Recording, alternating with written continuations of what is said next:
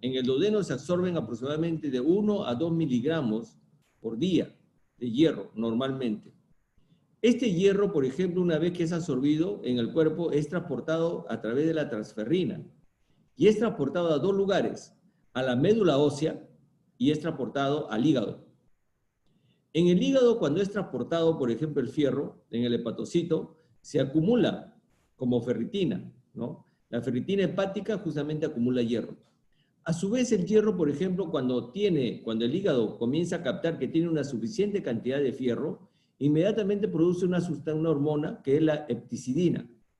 La hepcidina, por ejemplo, lo que hace es bloquear la absorción de fierro o la destrucción, por ejemplo, de fierro y la absorción en el retículo endotelial. Hay que tomar en cuenta que, por ejemplo, a nivel de la médula ósea se producen los glóbulos rojos, ¿no? Que justamente circulan a la sangre y que estos normalmente, por ejemplo, son absorbidos en el retículo endotelial cuando justamente se envejecen. Este ciclo consume aproximadamente 25 miligramos diarios de fierro. Si nosotros vemos, por ejemplo, que se absorben aproximadamente 1 a 2 miligramos diarios, ¿no? Y acá hay un ciclo de 25 miligramos diarios, es la cantidad de hierro que está circulando constantemente para la producción de hemoglobina. Y la hepcidina que se produce cuando, por ejemplo, el hígado ya tiene suficiente cantidad de fierro, entonces disminuye la absorción. Lógicamente, el fierro en exceso dentro del organismo puede ser perjudicial, también puede ser tóxico. Pero acá estamos hablando del sentido contrario, de que hay anemia. Entonces, la hepcidina lo que hace es disminuir la absorción. Cuando hay una disminución de la absorción de fierro, la hepcidina también disminuye, ¿no? ¿Para qué? Para que haya una mayor absorción de fierro. Además de ello, hay importantes, por ejemplo, efectos que se tienen en el organismo. Uno de ellos es, por ejemplo, la producción de eritropoyetina desde el riñón. Cuando existe, por ejemplo, una disminución de fierro en algún momento, como hemorragia o algo, se produce eritropoyetina. Esta eritropoyetina, por ejemplo, lo que hace es aumentar de que el hierro que está almacenado en la médula ósea pueda comenzar a ser expulsado para producir una mayor cantidad de eritrocitos, a su vez que también, por ejemplo, comienza a producir mayor cantidad de eritrocitos hacia la sangre, ¿no? Esto se produce en el caso de hipoxia. Y el embarazo, per se, produce una disminución de la producción de hepcidina y ayuda a mejorar la absorción a nivel de duodeno de eritrocitos. Esta es una condición fisiológica del embarazo. Cuando hay una infección o una inflamación, se produce un aumento de la hepcidina y una disminución de la absorción de fierro. Algunas personas han mencionado, por ejemplo, de que durante la infección o inflamación no se debe dar fierro porque precisamente, por ejemplo, la infección altera la absorción supuesta hacia los gérmenes. Esto es un principio, digamos, empírico, porque realmente lo que ocurre en una infección es que más bien hay una disminución de la hepcidina que disminuiría la absorción de fierro a nivel duodenal, ¿no? Pero definitivamente, por ejemplo, no significa que no haya absorción de fierro. Estos son los cambios de la hepcidina sérica durante el embarazo. Como pueden ver, por ejemplo, al principio, la hepcidina aumenta, ¿no? Y esto es lo que acuérdense que la hepcidina actúa negativamente para la absorción de fierro y posteriormente comienza a disminuir. Y la absorción de fierro, por ejemplo, intestinal, al principio, por ejemplo, durante la menstruación generalmente se ve disminuida, pero posteriormente, aquí vemos el embarazo, primer, segundo y tercer embarazo, comienza a aumentar. Miren cómo aumenta, cómo baja la hepcidina y la capacidad de absorción del hierro comienza a aumentar. O sea, el embarazo per se hace que la hepcidina disminuya y aumente la absorción de fierro. Y aquí vemos el requerimiento de hierro que lo debemos tomar en cuenta. Normalmente, por ejemplo, por la pérdida de hierro corporal, las personas en general pierden aproximadamente 1 miligramo de hierro por día. Esa pérdida de 1 miligramo se debe, por ejemplo, a la descamación de la piel, a la pérdida, por ejemplo, de células desde el tracto digestivo, del tracto respiratorio, y todos ellos implican 1 miligramo, por ejemplo, aproximadamente de pérdida que debe ser repuesto. Pero además, las necesidades son más por otras actividades que también tiene, funciones que tiene el organismo. En el caso, por ejemplo, de la mujer gestante, podemos ver cómo, por ejemplo, sus necesidades de fierro, ¿no?, van aumentando sus necesidades, ¿no? Y la absorción también aumenta, mientras que la hepcidina disminuye. Estos son los estadios en caso de exista deficiencia de fierro. En el estadio 1, lo primero que disminuye son los depósitos de hierro en la médula ósea, ¿no? Acuérdense que son depósitos que precisamente tiene el organismo y es lo primero que ocurre. O sea, cuando una persona, por ejemplo, y vamos a ver, lo primero que disminuye es el depósito de hierro. Es decir, se preocupa el organismo por mantener la circulación de fierro, ¿no? El hierro circulante para que mantenga, por ejemplo, el oxígeno hacia los glóbulos, hacia el cuerpo. La hemoglobina, el hierro sérico, perdón, miren como ven, se mantiene estable y la concentración sérica de ferritina comienza a descender a menos de 20 nanogramos por mililitro. En este caso, por ejemplo, hay un aumento compensatorio de la absorción de hierro y causa un incremento de la capacidad de fijación de hierro, por lo que estábamos diciendo, ¿no? En el estadio 2 hay una alteración del eritropoiesis.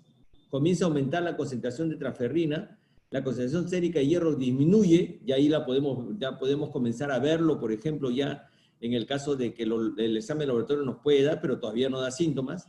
La eritropoiesis, por ejemplo, se altera cuando el hierro sérico más o menos desciende a menos 50 microgramos por decilitro, la saturación de transferrina a menos de 16% y aumenta la concentración sérica de receptores de transferrina a más de 8.5 miligramos por litro. En el estadio 3 aparece ya una anemia con eritrocitos de aspecto normal, pero ya hay anemia. Miren, cuando nosotros estamos diagnosticando la anemia en el embarazo, ya está en el estadio 3. O sea, quiere decir que esa mujer, sus depósitos de médula ósea ya no tiene hierro. Y por eso está comenzando a ser afectado el hierro que está circulando. En el estadio 4 ya aparece la hipocromía, la microcitosis y comienzan a afectarse en el estadio 5 los tejidos y comienzan a aparecer los síntomas. Acuérdense, los síntomas es el último estadio de la deficiencia de fierro, no es el primero, es el último. Por lo tanto, ya esa mujer cuando está en el estadio 5, que hay síntomas, como lo que vamos a ver, ya esa mujer, por ejemplo, no tiene depósitos de fierro en la médula ósea.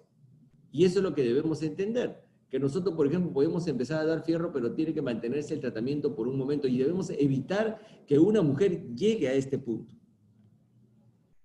¿Cuál es el diagnóstico clínico? La palidez de piel y mucosas, las uñas quebradizas, la piel seca, la caída del cabello. Hay síntomas generales como la astenia, el cansancio, la anorexia, la cefalea y alteración de crecimiento y la pica. La pica es un síntoma que es importante porque nos va a permitir, por ejemplo, diagnosticar en una paciente gestante también una anemia. ¿Qué es la pica? La pica es cuando, por ejemplo, viene una paciente y nos dice, doctor, ¿no? Tengo muchas ganas de comer tierra. Tengo muchas ganas de oler el betún. Tengo muchas ganas de sentir, de querer rascar la pared y sentir el olor del cemento. Eso es pica. Y es un síntoma de anemia. Al parecer, el cuerpo reacciona buscando, por ejemplo, micronutrientes. Y unos micronutrientes que se acercan por el olor al fierro son precisamente los elementos terrosos. Entonces, al parecer, esa sensación de querer oler, de querer, es precisamente se ha relacionado directamente con la anemia. Entonces, cuando una mujer, lo primero que nos puede decir, que de repente no está pálida, pero nos dice que tiene pica, inmediatamente tenemos que pensar en anemia. Ya cuando está más severo hay taquicardia, hay keilitis, ¿no? La llamada boquera, lo que me ha besado la araña, que esos son síntomas de anemia. Y también comienza a haber alteraciones de desarrollo psicomotor en el caso de los niños. Miren, estos son los exámenes que se hacen y los niveles de anemia para poseer el diagnóstico. En el caso, por ejemplo, de las mujeres gestantes, como vemos acá, ¿no? El diagnóstico se hace cuando la paciente tiene menos de 11, considerándose una anemia leve de 10 a 10.9, una anemia moderada de 7 a 9.9 y una severa menos de 7. En una mujer puérpera los cambia. ¿Por qué? Porque precisamente en las mujeres gestantes, acuérdense, y se reconoce que fisiológicamente hay una hemodilución, es decir, comienza a aumentar la cantidad de plasma más rápido que la producción de glóbulos rojos. Pero esto solamente ocurre en el primer y en el segundo trimestre. En el tercer trimestre se normaliza la hemoglobina. Por lo tanto, si una mujer llega, por ejemplo, con 11 o con 11 miligramos, está llegando al tercer trimestre, debería estar por encima de 11, lo ideal. En 11 está en el límite, ¿no? Y eso es lo que tenemos que tomar en cuenta. Y no puede ser que una paciente, por ejemplo, que tenga 6 o 7 atenciones prenatales, llegue a estos niveles, porque quiere decir que hemos hecho una atención de mala calidad. Y es lo que tenemos que evitar. Estas son las medidas básicas de prevención, pero vamos a hablar primeramente acá. En la prevención de la anemia en las gestantes, tenemos que tomar tres cosas, varias actividades en cuenta. Uno es la utilización de la educación, la información y la comunicación que tenemos que dar. Y en ese aspecto, tres cosas importantes que tenemos que trabajar. La prevención de la anemia preconcepcional, especialmente trabajar en adolescentes y en adultos jóvenes. Mujeres, por ejemplo, que no deben estar anémicas antes de llegar al embarazo. ¿Para qué? Para precisamente garantizar de que también durante el embarazo no nos hagan anemia. Entonces, es importante la prevención de la anemia preconcepcional. Hay que explicar a los pacientes los riesgos de la anemia, ¿no? Y tratar de ir desterrando esos conceptos que se tienen, que quizás, por ejemplo, yo tengo anemia hereditaria, siempre he sufrido anemia. Claro, es que, o sea, de querer encontrar otras explicaciones más complejas a un tema netamente de manejo de la anemia ferropénica. Y el otro tema también es incidir en la alimentación, ¿no? La parte más importante y la vitamina más importante, siempre decimos, es la vitamina O. ¿Cuál es la vitamina O? La olla. O sea, comer bien es lo que debe significar precisamente combatir la anemia. Hay que entender de que, por ejemplo, en la atención de la mujer gestante tiene que participar el equipo multidisciplinario. Nadie sobra en la atención integral de la mujer gestante, ¿no? No puede haber un profesional que diga, por ejemplo, yo soy el que controlo solamente a la gestante. Tiene que participar un equipo multidisciplinario. Por eso el esfuerzo de trabajar, por ejemplo, con otros componentes que deban, por ejemplo, garantizarse precisamente la atención de la mujer gestante durante la anemia. Y ese es un tema, por ejemplo, sumamente importante. El otro tema es la calidad de la atención. La calidad de la atención también tenemos que darla bien. No puede haber pacientes, por ejemplo, que puedan tener 6, 7 atenciones prenatales y tengan anemia, ¿no? Por otro lado, la suplementación. Acuérdense, suplementar la atención, por ejemplo, de la gestante, suplementarla para evitar que tengan anemia. Y el otro punto es la atención del parto. En la atención del parto es básicamente, por ejemplo, el pinzamiento tardío del cordón umbilical. Por ejemplo, utilizar por ejemplo, la intervención en el tardío del alumbramiento, la técnica, por ejemplo, de justamente administración de oxitocina para que precisamente pueda haber una menor pérdida de sangre, esto es sumamente importante. El inicio temprano de la lactancia también, que va a ayudar precisamente a que podamos evitar de que el niño tenga anemia. Y en el tema de la gestante, ¿no? El alumbramiento dirigido, ¿no? El alumbramiento dirigido es sumamente importante para evitar la anemia en el puerperio. Y esto se ha comprobado ya por estudios incluso a niveles multicéntricos, que precisamente el uso del alumbramiento dirigido disminuye la anemia en el puerperio.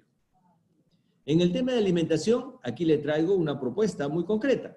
Cuando hay pacientes, por ejemplo, que debemos evitar la anemia, debemos indicar esto. ¿Qué debe haber en el desayuno? Sangrecita, la sangrecita de pollo que nosotros acostumbramos a comer. Yo creo que hay mucha gente que a nivel nacional nuestras alimentaciones son ricas, justamente, y pueden ser baratas, como la sangrecita de pollo, la res, que son las morcillas. Algunas personas ni conocen las morcillas, pero la morcilla, por ejemplo, es sangre de res.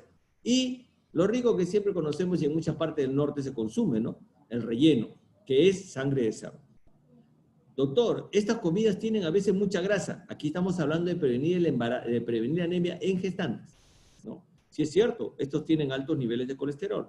Hay que tomar en cuenta ello, ¿no? Para poder, por ejemplo, mirar el tema del consumo de este tipo de alimentos para de repente mujeres que están con mucho peso. Las vísceras oscuras, el hígado, el riñón, el vaso. ¿La sustancia de vaso? No, la carne, el vaso. Eso es lo que hay que comer. Si nosotros, por ejemplo, hablamos de sustancia de hígado, sustancia de riñón, al comer la sustancia, que muchas veces incluso personas lo cuelan, lo que están consumiendo es la grasa. No están consumiendo la víscera. Y el grupo E está en la víscera. Carnes como bistec de carne de res, filete de pollo, filete de pescado. Por ejemplo, si nosotros acostumbramos a que las pacientes todos los días en el desayuno consuman uno de estos alimentos, vamos a asegurarnos que, por ejemplo, no va a tener anemia, ¿no? De manera preventiva. No estamos hablando todavía de las mujeres con anemia, sino para prevenir la anemia. Y en el almuerzo-cena, ¿cuánto debo comer de carne? Mire, 100 gramos aporta más o menos 1.2 miligramos. Se recomienda 150 gramos como mínimo en el almuerzo y cena, porque le estoy agregando lo del desayuno, ¿ya? Pero si no comemos, por ejemplo, ningún tipo de consumo de alimento animal en el desayuno, y solamente consumimos 100 o 200 gramos, por ejemplo, de carne en el almuerzo, ¿no? Y no comemos ningún tipo de carne en la cena, ¿cómo no queremos tener anemia? Porque si vamos al cuadro anterior que hemos visto, vemos de que, por ejemplo, la necesidades de ingreso de hemoglobina, necesitamos, por ejemplo, en la cureta que ingrese más o menos 4 o 5 miligramos.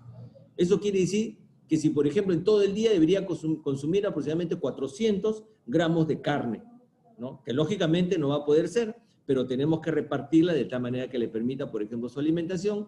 Considera, por ejemplo, el consumo en el desayuno, en el almuerzo y en la cena, repartido de tal manera que se pueda garantizar esa cantidad de ingreso de hierro precisamente en el organismo de la mujer que está. ¿En qué momento debemos medir la hemoglobina en las gestantes? La primera medición de hemoglobina debe hacerse en el primer control prenatal al inicio para iniciar la suplementación. Debe también tomarse una segunda medición entre las 25 y las 28 semanas, la tercera medición entre las 37 y las 40, y debe medirse una cuarta medición a los 30 días después del parto. Esto está colocado en la norma técnica que se fue aprobada en el 2017, pero sin embargo, por ejemplo, los 30 días de la mujer del posparto muchas veces no se toma la hemoglobina, pero debemos tomarla. ¿Por qué? Porque debemos garantizar de que la mujer que está dando el lactar debe tener buenos niveles de hemoglobina. Si no, no vamos a combatir la anemia no solamente para ella, sino también para su bebé. Esta es la suplementación preventiva con hierro y ácido fólico que debe recibir la mujer gestante. La mujer a partir de la semana 14 debe recibir, por ejemplo, 60 miligramos de hierro elemental, ¿no? Más 400 microgramos de ácido fólico. En la gestante que inicia la decisión prenatal después de las 32 semanas, esto debe duplicarse, ¿no? Y en la puérpera debe mantenerse, por ejemplo, 60 miligramos de hierro elemental con 40 microgramos de ácido fólico. El ácido fólico con el hierro se ha visto que es adecuado porque permite una mejor absorción del hierro, y esto precisamente para evitar la anemia. La tableta de sulfato ferroso puede darse más ácido fólico, o la tableta de hierro polimaltosado más ácido fólico, ¿no? Entonces, por ejemplo, debe darse una tableta al día hasta los 30 días postparto en la mujer que empieza la semana 14, y 2 tabletas en las mujeres que tienen una atención prenatal tardía. 2 tabletas al día hasta los 30 días postparto. Una tableta al día hasta los 30 días postparto en el caso de puérperas. Recordar, el Ministerio de Salud, por ejemplo, considera de que es un insumo estratégico el hierro, el sulfato ferroso. Y aquí nosotros queremos ser claros con un tema. Eso significa que esto no está siendo financiado por el Seguro Integral. El hierro es completamente gratuito en todos los niveles de atención. Por lo tanto, debe darse a la paciente, ¿no? Y deben preocuparse para que precisamente tengan suficiente cantidad de hierro que nosotros estamos garantizando para que precisamente la mujer gestante no padezca o deje de haber hierro en los tratamientos de salud. Ese es un tema sumamente importante porque algunas personas, por ejemplo, consideran, o a veces hemos estado viendo, de que el condicional para, por ejemplo, es decir, no, es que esto tiene que estar en el CIS, que no, eso no es así. La suplementación preventiva con hierro está garantizada en todos los establecimientos de salud. En el caso del tratamiento de la anemia con hierro y ácido fólico en gestantes y por ya estamos hablando de tratamiento de la anemia. En la anemia leve, que estábamos diciendo que es entre 9 a 10 miligramos, por ejemplo, tiene que darse 120 miligramos. ¿Cuánto es 120 miligramos? 2 tabletas diarias, tanto para la anemia leve como la anemia moderada. El sulfato ferroso más ácido fólico o hierro polimaltosado, y la duración debe ser 6 meses. Aquí, ¿cuál es el tema? De que este tratamiento se supone que además este tratamiento no va a reemplazar la alimentación que hemos mencionado. Mejor dicho, igual de acá. La suplementación preventiva no reemplaza las comidas. Ese es un tema sumamente importante. Ah, no, ya estoy tomando mi hierro, por lo tanto ya no como, no importa que no coma. No, así no es. La suplementación es adicional a lo que hemos dicho anteriormente. Entonces, si una mujer come bien y se suplementa con fierro, va a ir bien. No va a ir anemia. Pero si una mujer ya comenzó a hacer anemia, tenemos que hacer las 2 cosas. Alimentación más tratamiento. Eso es lo que debemos de que las mujeres, nuestras pacientes, tengan que asumir como una responsabilidad, ¿no? Estos son los contenidos, por ejemplo, de hierro y los contenidos de hierro elemental. Miren, por ejemplo, el sulfato de hierro en gotas. Doctor, no puedo tolerar, por ejemplo, las tabletas porque realmente yo prefiero tomar el jarabe. Mire, 1 mililitro, por ejemplo, de sulfato ferroso de jarabe tiene 3 miligramos de hierro elemental. Si nosotros consideramos una cucharada de jarabe, que son 10 mililitros, le estamos dando 30 miligramos de hierro elemental. ¿Cuánto decíamos que era, por ejemplo, el tratamiento para la anemia leve o severa? 120. O sea, la mujer tendría que tomar aproximadamente 4 cucharadas de jarabe de sulfato ferroso para tratamiento. Y eso generalmente no se consume. Por eso la necesidad de tomar, de que sea sulfato ferroso o también el polimaltosado, ¿no? Y esa es la cantidad de hierro, por ejemplo, elemental que aporta. Si estábamos hablando de que necesitamos 120 miligramos para el tratamiento de la anemia leve o moderada, y vamos a retroceder un poquito para ver, por ejemplo, en la severa, o sea, una paciente que tiene menos de 9, no sé, menos de 7, perdón, menos de 8, o sea, 7, entre 7 y 8, que ya estamos considerando anemia severa, no puede ser tratada de manera, como vemos acá, por ejemplo, en el primer nivel. Tiene que ser referido inmediatamente a un establecimiento de mayor complejidad para que brinde la atención especializada en gestantes y puérperas. No puede llegar una paciente, por ejemplo, que ya está siendo tratada con 7 de hemoglobina, por ejemplo, en el primer nivel, o 8 de hemoglobina con el primer nivel. No puede ser. Y menos todavía, por ejemplo, si ustedes ya han empezado a dar tratamiento, o si la paciente ha tenido 3 o 4 atenciones prenatales. O sea, eso es la mala calidad de la atención. Y ahí hemos dicho, ¿qué es lo que debemos tomar en cuenta, por ejemplo, ante lo anterior? Que la calidad de la atención prenatal es un aspecto sumamente importante para justamente el tratamiento y la prevención de la anemia. Entonces, este es el contenido. Muy bien. Continuar siempre el tratamiento durante 4 a 6 meses, como hemos dicho, con la finalidad de conseguir llenar los depósitos de hierro. Acuérdense, ¿qué es lo primero que se afecta cuando recién comienzan los efectos en el primer estadio? Los depósitos de hierro. Y cuando se comienzan a llenar el hierro, digamos, en el organismo, lo primero que hace el organismo es utilizar el hierro para llenar, por ejemplo, la hemoglobina que está circulando. Pero después, una vez que eso ya está lleno, recién, por ejemplo, comienza a llenarse los depósitos. Si ustedes, por ejemplo, agarran y dicen, bueno, yo empecé a tratar a esta paciente que estaba con 10, ahora ya la tengo en 11. Ah, qué bacán, bajo la guardia. No, señor, esa paciente tiene que continuar en tratamiento, hasta que usted, por ejemplo, garantice de que la paciente, por ejemplo, durante los próximos 2 meses mantenga esos niveles de hemoglobina mínimo. Porque solo así, por ejemplo, la paciente va a poder llenar sus depósitos que, como decimos, está en la médula ósea. Hay que tomar en consideración también un aspecto sumamente importante, y lo vuelvo a repetir nuevamente, que la alimentación es la base para el tratamiento. O sea, no va a reemplazar las tabletas el tratamiento de la anemia, ¿no? A los alimentos. No lo va a reemplazar, ¿no? La vía parenteral debe darse, por ejemplo, pueden producir reacciones en algunos casos anafilácticos. Hay que tomar en cuenta que debe darse, por ejemplo, con cuidado, ¿no? Y debe reservarse para los casos, por ejemplo, que hay intolerancia o que nosotros necesitamos resolver de manera más rápida, por ejemplo, los depósitos de hemoglobina. Y una paciente que llega al tercer trimestre con anemia, tenemos que pensar inmediatamente que esa paciente, cuando vaya a dar a luz, debe tener sangre, acceso a sangre, porque si no, esa paciente se va a poder morir. Esa es la peor consecuencia que podemos tener en una paciente con anemia. Que llega al tercer trimestre con anemia, se nos puede morir. Entonces, todas esas consideraciones debemos tratar para el manejo de la anemia. Esta es la tolerancia y toxicidad, por ejemplo, ¿no? En el caso de las sales de hierro, como el fumarato, sulfato, fumarato, ¿no? Y el complejo de hierro polimaltosado, que tiene ciertas ventajas sobre las sales de hierro con relación a la tolerancia y la toxicidad, ¿no? Aquí podemos ver que tiene una mejor tolerancia, por ejemplo, gastrointestinal, que a veces ocurre durante el primer trimestre, el complejo de hierro polimaltosado. En ambos la eficacia es alta, ¿no? La absorción, por ejemplo, tiene una infusión activa más fisiológica que el complejo de hierro maltosado. La interacción con alimentos es más alta en el caso de las sales de hierro, ¿no? Y, por ejemplo, la interacción con medicamentos, que es más con los antibióticos y antiácidos de las sales de hierro. Es importante que sepamos para ver el tratamiento que deberíamos mantener en los pacientes. Muy bien, hasta acá teníamos esta exposición. Muchas gracias. No sé si van a hacer las preguntas o vamos a esperar al final. Muchas gracias.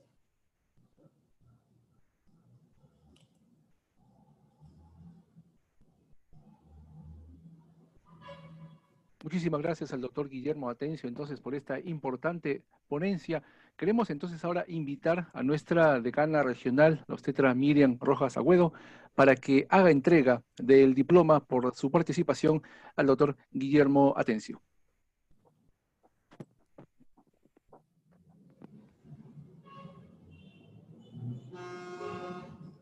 Doctora Atencio, muy buenos días. Muy buenos días, ¿cómo está? ¿Qué tal Sí, usted? agradecerle por participar en este evento, este primer curso internacional, que para nosotros como profesionales obstetras, como usted ve, hemos tratado de tener temas muy importantes para poder de alguna manera mejorar el trabajo en estos tiempos tan complicados para nuestro país y el mundo también. Agradecerle por participar en este tema de anemia, porque como usted lo ha mencionado desde el inicio de su exposición, es una situación que nos preocupa y creo que debemos unir esfuerzos para trabajar toda la parte del preconcepcional y que nuestras mujeres del país opten por un embarazo sin este problema de anemia que perjudica tanto su salud como a la salud del niño por nacer. Le agradecemos su participación y le hacemos entrega del certificado por su participación en este primer curso internacional. Doctor, le agradecemos y seguiremos en coordinación con usted y con todo su equipo del Ministerio de Salud. Gracias. Ok, muchas gracias, muchas gracias. Muchas gracias. Muchas gracias. Realmente para nosotros, como digo, es siempre poder estar conversando con ustedes, ¿no? Y gracias también por la invitación. Sé que hay algunas preguntas, no sé si de repente se pueden responder o la Claro, van a claro, contestar doctor, después. claro, claro. Creo que en el chat hay preguntas.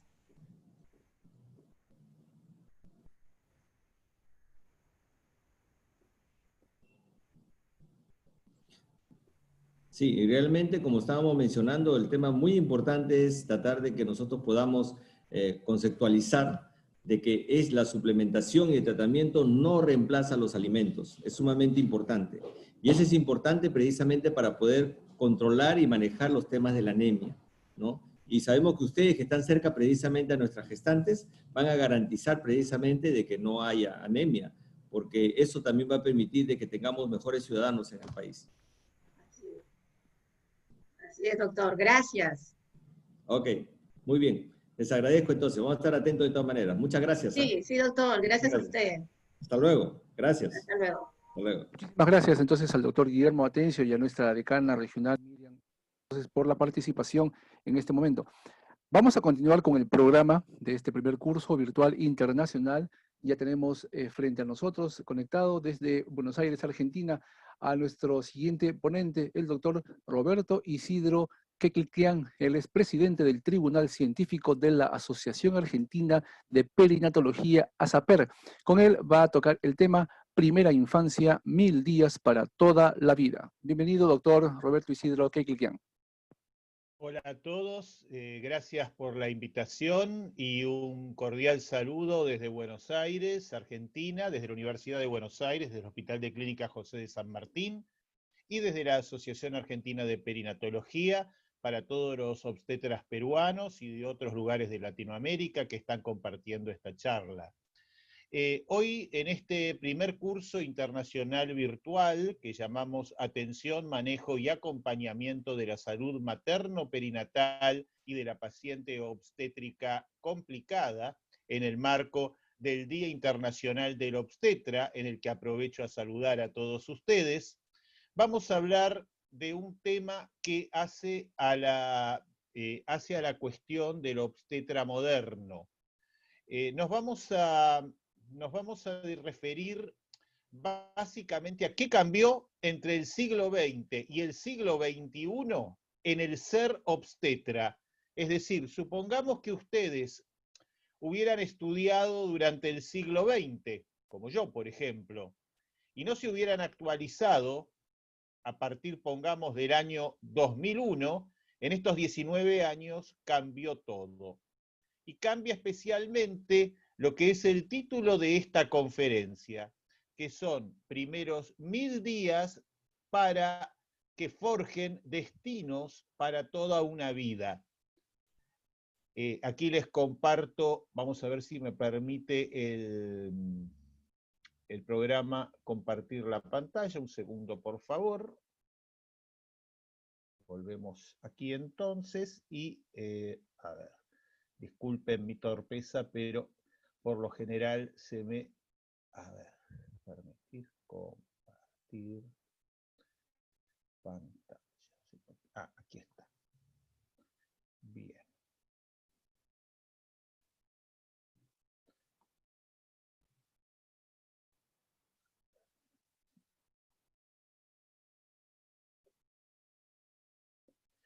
Bueno, creo que allí sí nos vemos. Bueno, primeros 1000 días para toda la vida implica un nuevo concepto que ustedes pueden tomar, ya está en internet, es visible desde hace un tiempo, en mi canal de YouTube, a los cuales los invito si desean suscribirse, y vamos directamente al tema que vamos a abordar. ¿Qué es lo que sucede? Hoy por hoy, este esquema que ustedes observan en pantalla implica lo que desarrollamos en la Universidad de Buenos Aires, es el esquema que lleva mi nombre y el de la doctora Alicia Virginia Coronel, bioquímica, especialista específicamente en temas de epigenética, que implica básicamente que el destino de un ser humano, es decir, si va a padecer cuando tenga 20, 30, 40, 50 o 60 años de enfermedades psiquiátricas, cáncer, diabetes o cualquiera de las enfermedades crónicas no transmisibles que nosotros consideramos de etiología incierta o a veces desconocida, esto va a depender en gran medida de nosotros los obstetras. ¿Cómo es esto? Básicamente se observa que durante los primeros 1000 días de vida, que comprenden desde el día inicial del embarazo, el día de la concepción, todo el embarazo y los primeros 2 años de vida, es decir, los 2 primeros años de vida del niño, van a haber distintos factores ambientales, más factores psicológicos, estrés, duelo, otros factores psíquicos, factores físicos, químicos y biológicos que son noxas, y otros que pueden actuar favorablemente. ¿Qué significa esto? Que vamos a tener por momentos algunas acciones que desarrollamos los obstetras favorables a que una persona viva más y más sana. O por el contrario, hay otras u otros cuidados que si no realizamos hará que esa persona tenga una vida más corta o padezca de enfermedades 50 años después. Y 50 años después podrá acordarse de su obstetra que en su momento no le dio la oportunidad. No nos preocupemos nosotros por la gente que tiene mi edad, por ejemplo, porque el día que yo nací esto no se sabía. Pero hoy, que en el siglo XXI, a partir aproximadamente del año 2005-2006, cambia todo, es un imperativo ético que todos los obstetras conozcamos estos conocimientos, los transmitamos en forma sencilla y veraz a nuestros pacientes, para que nuestras pacientes y sus familias puedan optar por elegir darle el beneficio de una vida más larga, más sana y más joven inclusive mientras se vive a su hijo por nacer o recién nacido. Esto va a depender, hoy se sabe, de un trípode que ustedes observan a la izquierda de la pantalla.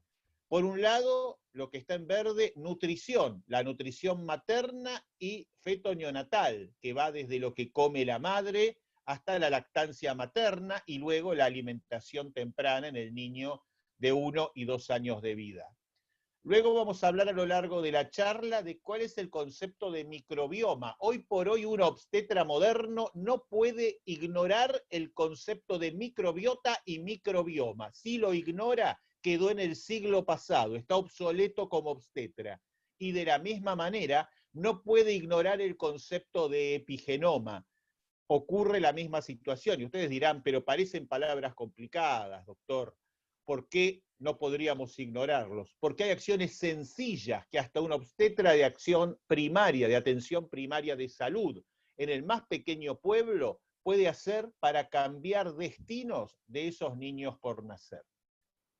Entonces, hablamos hoy de que sabemos de lo que se denomina DOHAD, que fue tema principal del Congreso Argentino de Pediatría del año pasado, que hicimos en Rosario, donde dimos la conferencia. El planteo es que en el momento en que somos concebidos, durante el nacimiento y en esos 2 primeros años de vida, es decir, embarazo, parto y 2 primeros años de vida, se van a originar desde nuestra futura salud hasta nuestra futura enfermedad a lo largo de toda nuestra vida, hasta 1 minuto antes de morirnos. Por supuesto que cuando tengamos más de 2 años también hay orígenes de enfermedades, si no nadie, por ejemplo, padecería la gripe o un coronavirus actualmente. Pero el problema es que hay gran cantidad de enfermedades que nosotros padecemos, no sabemos por qué, que aparecen un buen día y que estaban programadas como una bomba de tiempo desde hacía muchísimos días y muchísimos años antes. ¿Y quién podía desactivar esa bomba de tiempo? El obstetra dando y tomando las acciones correctas. Y no se asusten, esto no va a ser una charla teórica, vamos a hablar de cuestiones bien prácticas que ustedes pueden hacer mañana mismo con sus pacientes para que ellos puedan tener una mejor vida, una mejor calidad de vida para sus hijos, originando salud y no enfermedad, el concepto del siglo XXI. Por eso sabemos que hoy podemos intervenir como obstetras en la programación fetal, controlando qué cuestiones, porque obviamente el niño y su genética es incontrolable por nosotros, pero podemos controlar su nutrición y podemos controlar factores ambientales, por ejemplo, la exposición a tóxicos, basura, al estrés, a enfermedades, a condiciones de vida de esa madre. Lo vamos a ir viendo a lo largo de la charla. Si ocurren estos factores en forma negativa, inducen enfermedad a futuro. Si ocurren en forma positiva, preparan salud y alterarán para siempre el metabolismo postnatal de una manera o de otra. Y alterarán para siempre la susceptibilidad de un adulto a padecer cáncer, diabetes, enfermedades psiquiátricas, etc. Alguien dirá, bueno, pero no todos lo padecen. Sí, señor. Pero si usted deja derramado litros de gasolina en la puerta de su casa, si tiene suerte, nadie prende un fósforo. Pero cuando alguien prenda un fósforo, volamos todos. De la misma manera, hay 2 posibilidades. Esperamos que en la entrada de nuestra casa no haya derramada gasolina, lo cual nos garantiza salud para siempre, o nacemos, nuestro obstetra nos dejó la gasolina derramada y 50 años después alguien prende un fósforo y padecemos diabetes, cáncer, enfermedades psiquiátricas u otras patologías crónicas supuestamente no transmisibles. Para esto es importante saber que en el siglo XXI nos hemos ido del determinismo genético. ¿Esto qué quiere decir?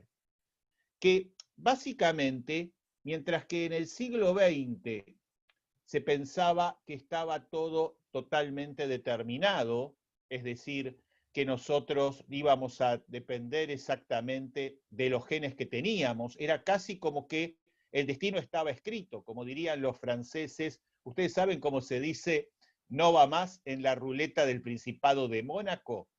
Le dice le jeu sont fait. Le jeu sont fait es la suerte está echada. Y básicamente la medicina del siglo XX, respecto de nuestra genética, decía le jeu sont fait. Nuestra suerte está echada. Es decir, según el gen que me diera mi mamá y mi papá, yo iba a ser sano o iba a ser enfermo. El obstetra podía limitarse a atender mi embarazo y mi parto, pero lo que me pasara ya estaba determinado por mamá y papá. El siglo XXI iba a traer una sorpresa. Ese determinismo era solamente parcial y el obstetra podía así determinar qué pasaba con mi futuro. Entonces, vamos a esto nuevamente. A ver, quiero irme demasiado de esta cuestión. Aquí y entonces.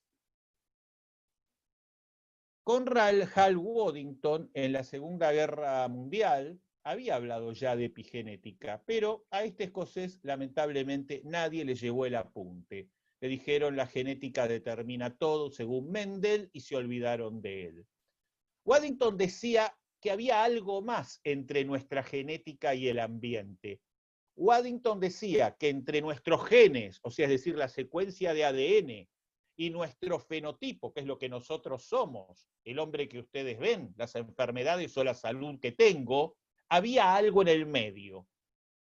Los demás decían no, es el gen y es el ambiente.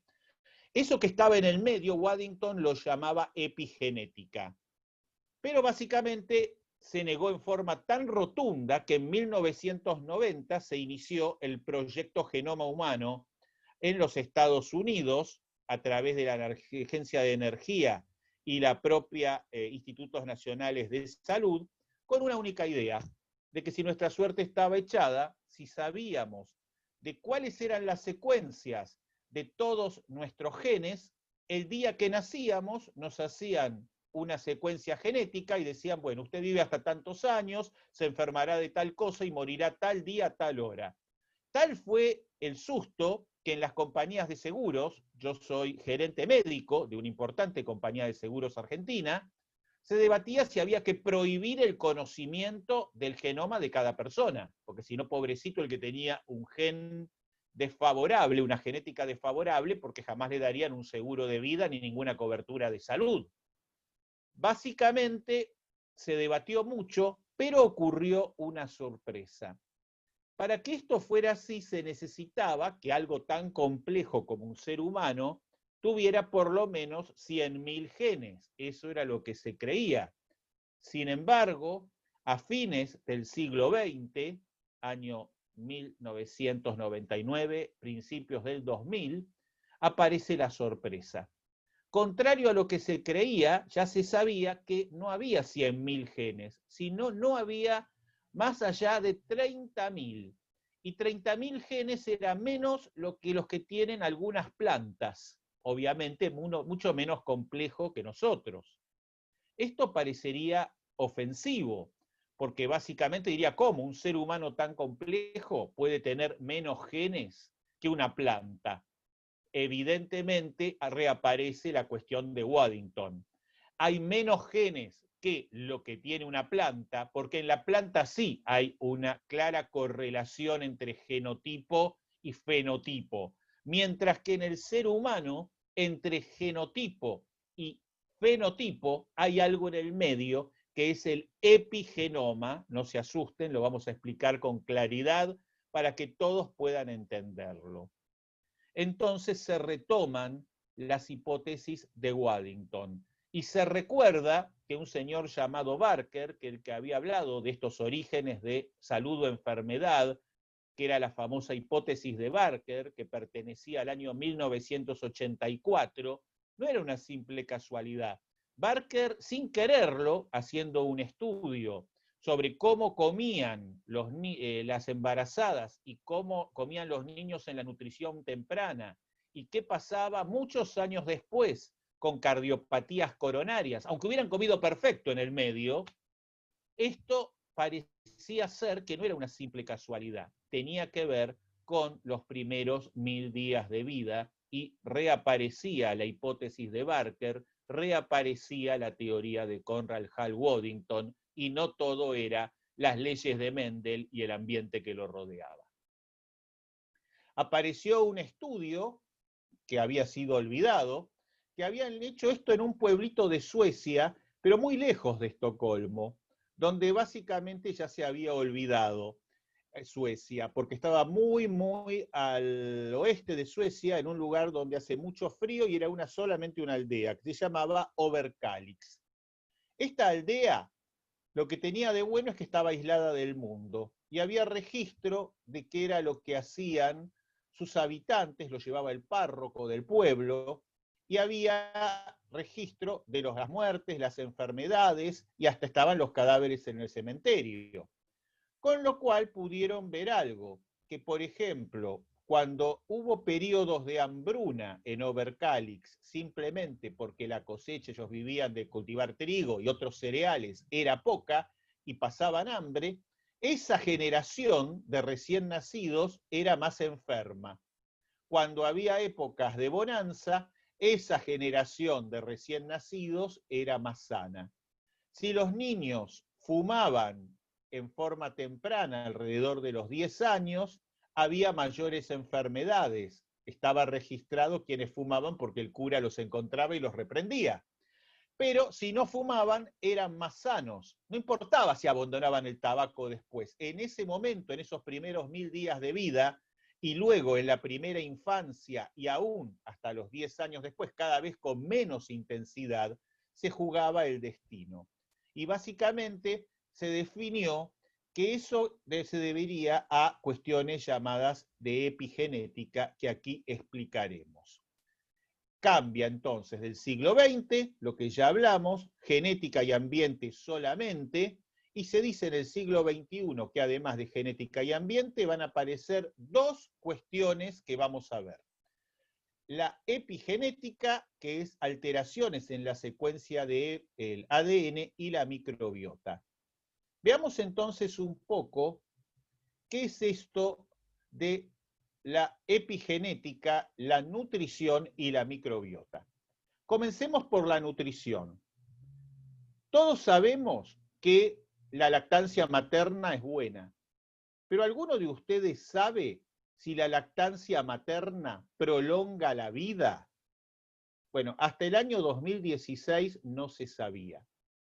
En el año 2016, si ustedes observen en pantalla lo que estoy señalando con la flecha, esta parte naranjita que dice telómero de un cromosoma, esta X es un cromosoma, la parte amarilla es la parte distal, el telómero, era algo que antes se creía que no servía para nada, porque era un ADN que no codificaba absolutamente nada, era un ADN silencioso. Entonces alguien decía, los telómeros no sirven para nada. La realidad es que alguien encontró que cada vez que una célula se divide para renovarse y reemplazar a la vieja, se pierde un trocito de este telómero, muy pequeño. Y así es necesario que se corte un poquitito de este telómero para poder reemplazar una célula envejecida por una célula joven que revitaliza nuestros tejidos. ¿Qué sucede? Si uno tiene telómeros más cortos, los animales que tienen telómeros más cortos viven menos años. ¿Por qué? Porque cuando esto se termina de agotar, porque se va cortando de a poquito, llega un momento que casi no queda telómero o no queda. En ese momento solo quedan las células envejecidas. Eso genera la senescencia y la muerte. Es el mecanismo de envejecimiento biológico que los seres humanos tenemos. Ahora bien, ya que hablamos de una época donde nos venden productos anti-age y toda una serie de cuestiones, les puedo garantizar que el más efectivo sistema anti-age es la lactancia materna exclusiva del recién nacido, indicada por el obstetra. ¿Por qué? Porque como ven aquí arriba, en este artículo, que es del 2016, ¿no es cierto?, que está publicado en el American Journal de Nutrición, es decir, una revista seria de primera línea, dice que sobre estos telómeros, si la mamá le da al niño solo la teta, solamente el pecho, desde el momento que nace hasta por lo menos 4 semanas, idealmente 6 semanas, si lo logra hacer, los telómeros medidos a los 4 a 5 años de edad entre dos grupos de niños, el grupo en el que la madre lo logró y el grupo en el que la madre no lo logró, los telómeros de los niños amamantados exclusivamente con lactancia materna por lo menos 4 semanas son más largos. ¿Esto qué significa en concreto? ¿Qué es lo que le vamos a decir a nuestros clientes? Señora, si usted le da leche materna a su hijo, si lo logra desde ya, y puede amamantarlo en forma exclusiva las primeras 4 a 6 semanas, sin darle otros complementos, a pura leche materna, los telómeros, este carretel de la vida de su hijo, va a ser mucho más largo. Y esto en la práctica, ¿qué determina? Determina que ese niño va a vivir muchos más años, porque tiene un carretel más largo, pero no solo va a vivir muchos más años, sino que va a vivir más joven, porque las células se pueden reemplazar por células jóvenes con mucha mayor facilidad, porque le queda más hilo al carretel. No es lo mismo la última parte del carretel que la primera. Y por otro lado, va a vivir más sano, porque si tiene células jóvenes, sanas y normales, no va a tener o va a tener menos cáncer que si tiene células que están feneciendo y que obviamente no se pueden reemplazar porque ya casi no nos queda telómero. Por eso, de más viejos tenemos más chance de adquirir, entre otras cosas, cáncer. Microbioma dijimos que es uno de los factores que no podemos ignorar. En esto, lo que me interesa que sepamos es qué es el microbioma, por comenzar. El microbioma era lo que tradicionalmente a los obstetras más viejos y a los médicos más viejos nos educaron como la flora intestinal normal o las bacterias normales de nuestra piel o de distintas partes de nuestro cuerpo. Lo que a uno le decían era, mira, estos no son gérmenes patógenos, no causan enfermedad, son gérmenes saprófitos que ahí los tenés. Pero la teoría era que si yo agarraba un desinfectante y conseguía quitarme esos gérmenes de encima, era por lo menos igual o hasta por ahí era más sano. Hoy se sabe, cosa de locos, que si me saco de encima esos gérmenes, voy a ser más enfermo y no más sano. ¿Por qué? Porque esos gérmenes tienen genes, tienen ADN, y ese ADN también se lee para nuestra salud o para nuestra enfermedad. Es decir, ¿qué sucede? Aunque cueste admitirlo, realmente esto es un poco a veces desagradable pensar que nuestra salud depende de bacterias que están revueltas en la materia fecal de nuestro intestino. Pero, señores, señoras, lamentablemente o afortunadamente es así si uno tiene las bacterias correctas. El microbioma humano no es nada más que la carga genética, las instrucciones genéticas que tienen esas bacterias normales, si lo deseamos, que llamamos microbiotas, que no son solo bacterias, son bacterias, hasta virus y hongos, pero que no causan enfermedad y que permiten a nuestro organismo leer instrucciones genéticas que nos vuelven sanos. Si tenemos una buena microbiota, tenemos un buen microbioma, ese microbioma se lee hacia la salud y somos sanos. Si tenemos una mala microbiota, tenemos un mal microbioma porque tiene instrucciones de enfermedad y nuestro cuerpo produce enfermedad. Esto es un desafío importante porque uno diría, y bueno, pero me cuenta esto, pero ¿cómo lo modificamos? Muy fácil.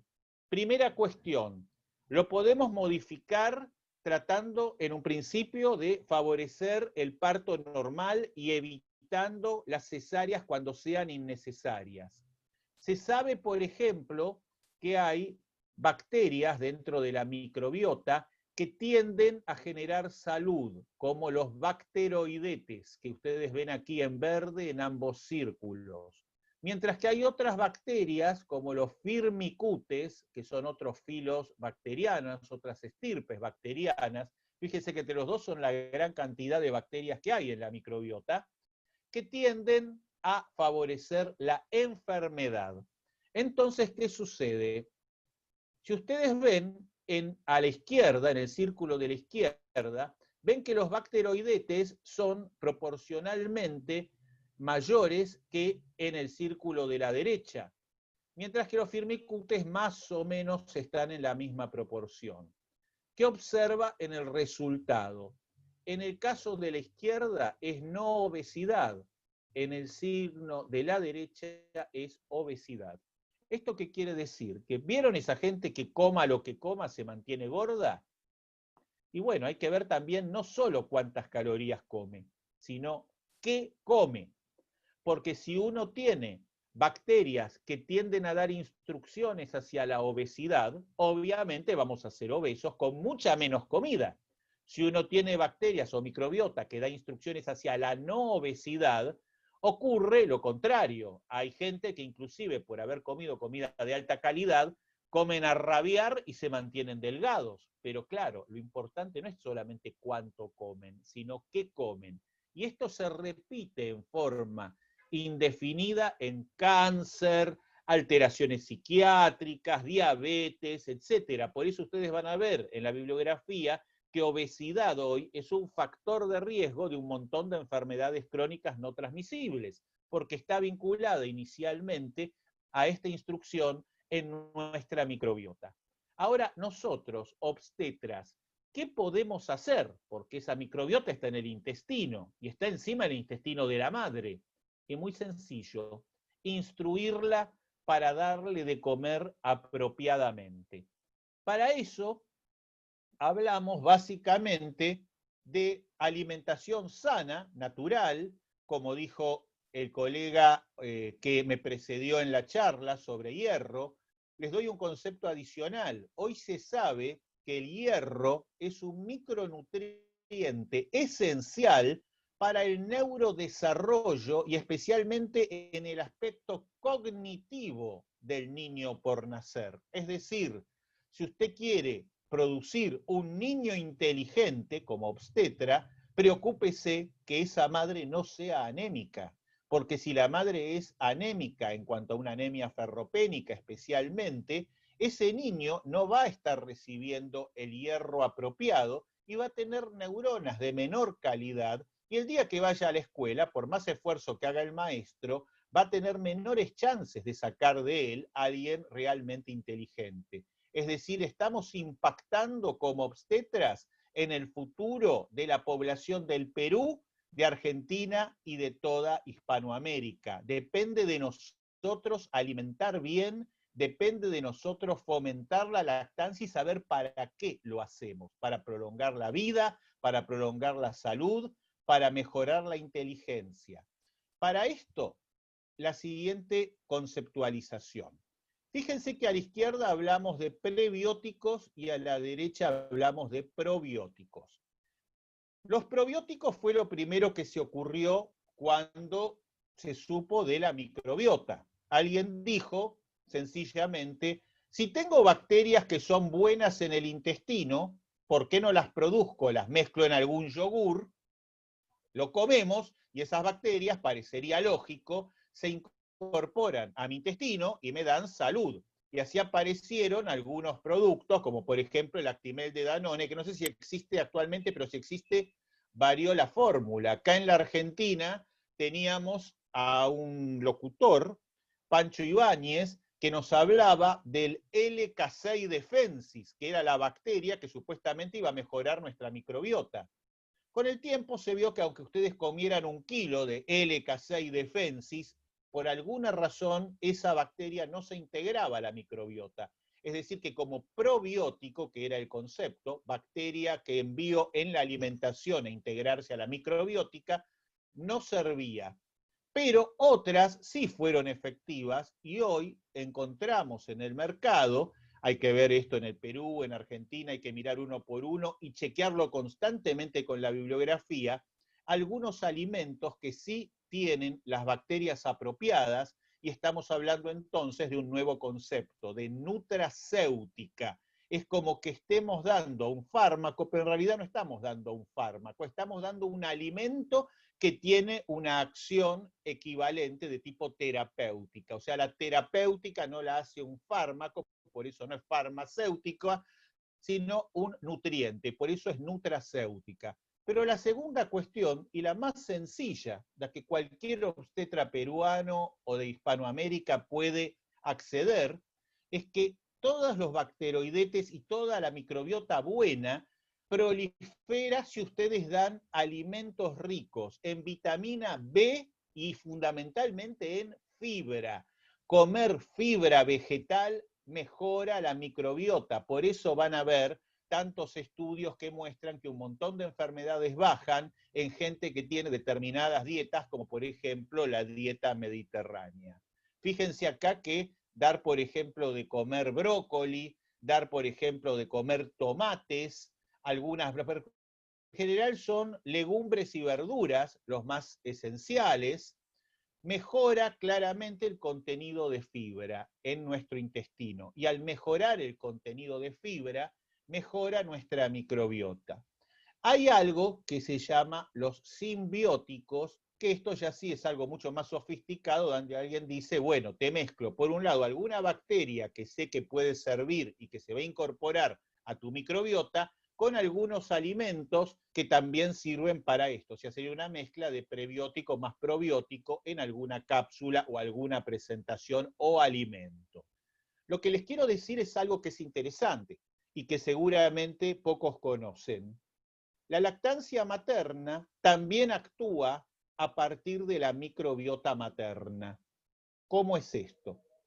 Dos cuestiones. Una, yo dije que mejorábamos la microbiota del recién nacido si evitábamos cesáreas innecesarias.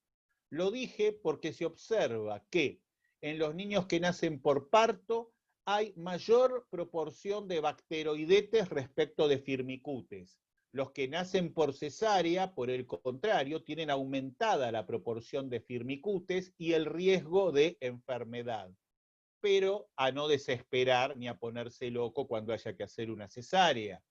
Al tiempo, por suerte, esto se revierte, pero no así en el adulto, si es que lleva años de alimentación en un sentido negativo.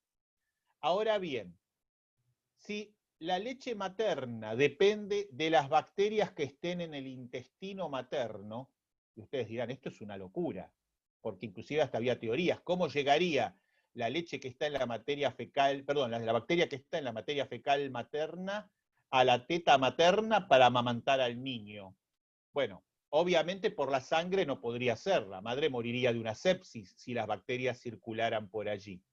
Hubo una teoría que fue abandonada que decía que la madre se contaminaba, pero esta parecía bastante sucia, o sea, habría que recomendarle a una madre poco menos que no se higienice, y por otro lado se demostró que no tenía ningún tipo de sustento.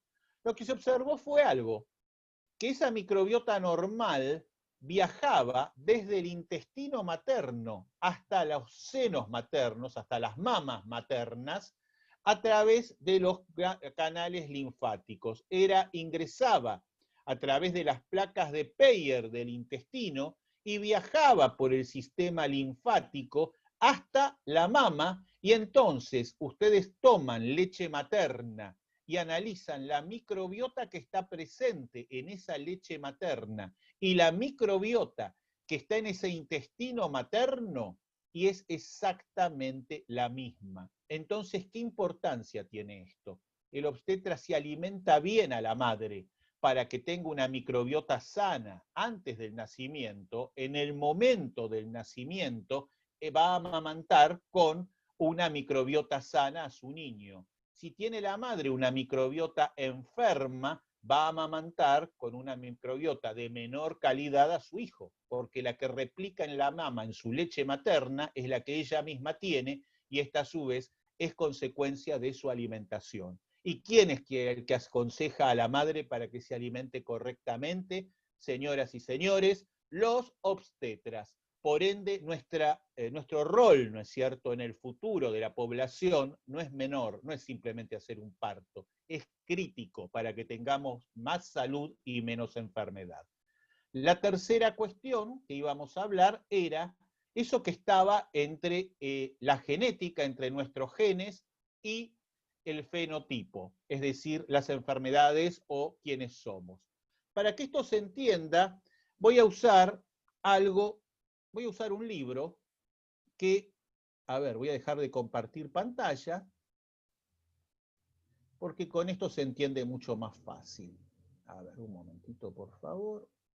Siempre esto no falla, es ley de Murphy, cuando uno necesita dejar de compartir pantalla. Bien, ahí me ven.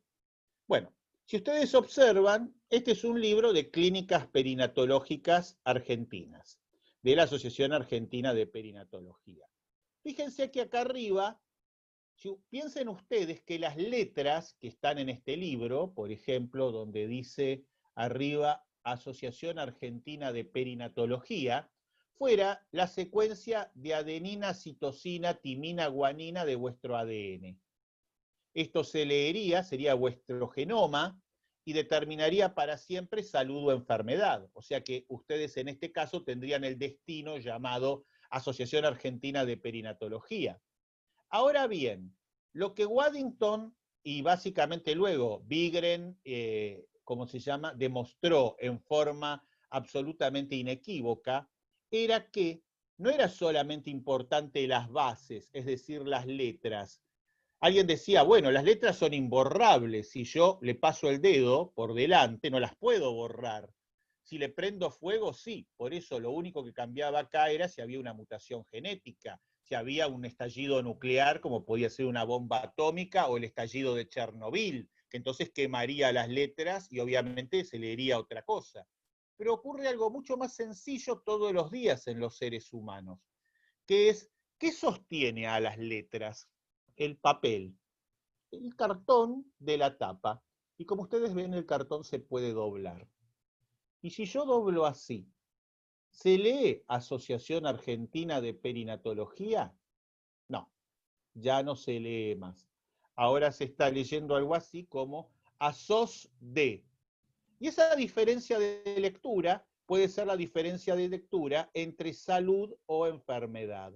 Esto básicamente son las proteínas, el papel representa las proteínas que sostienen a las bases de ADN. ¿Qué pasa? Si un estímulo físico, psíquico, biológico, una noxa, actúa, no va a alterar las letras, pero va a doblar el papel. Y al doblar el papel cambia no mi genoma, cambia mi epigenoma. Pero lo que soy yo es el producto de lo que se lee de mi genoma, no de mi genoma en sí, no de Asociación Argentina de Perinatología. Si está doblado, soy el producto de ASOS-D, y eso puede representar enfermedad. Pero además hay otros fenómenos que ustedes van a ver cuando estudian, que son fenómenos de metilación. Ustedes agarran y ven en la bibliografía, en PubMed, en la National Library of Medicine, a decir cáncer y metilación. Bueno, un metilo es nada más que un grupo químico que se superpone a las bases. Supongan, mi dedo va a ser de metilo. Entonces, si mi dedo hace esto, se ha metilado, ya tampoco se lee Asociación Argentina de Perinatología, se lee Asociación Perinatolog, y eso también implica enfermedad. Y lo mismo pasa con acetilación, la acetilación por el contrario se para. Bueno, esto hay varios conceptos mucho más largos, que después pueden ustedes ver la bibliografía en mi canal de YouTube, y en las publicaciones en mi blog, que pueden tomar nota al final, o simplemente mandarme un mail para tomar contacto y yo les doy las direcciones, donde pueden profundizar el tema, que sería muy largo para esta charla y no quisiera aburrirlos. Pero entendamos algo, ¿quién determina si el papel se dobla o no se dobla? ¿Quién determina si se metila o no se metila? El obstetra. ¿De qué manera? Dando acciones de salud sana.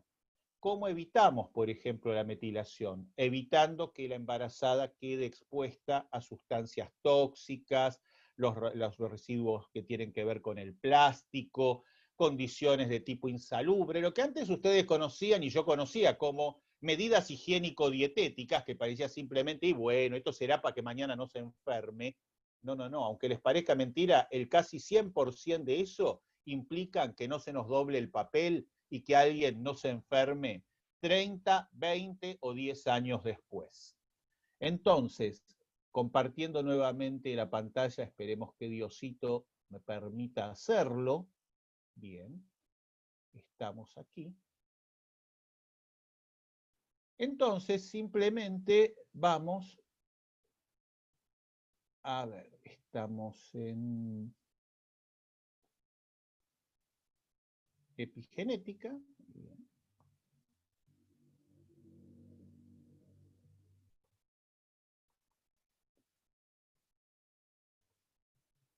Y entonces, lo que decimos es aquí.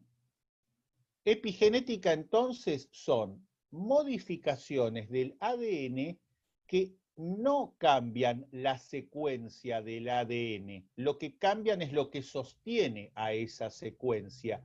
Y de esa manera encienden genes o los apagan. ¿Qué es encenderlo o apagarlo? Es Si lo puedo leer, lo encendí. Si plegué el papel y escondí ese ADN, no lo puedo leer, lo apagué. Lo puedo apagar, ¿no es cierto? Porque doblé la proteína, o lo puedo apagar porque lo tapé, por ejemplo, con un grupo metilo. Y todo eso determina, entonces, salud o enfermedad. Y eso determina nuestro rol en el siglo XXI.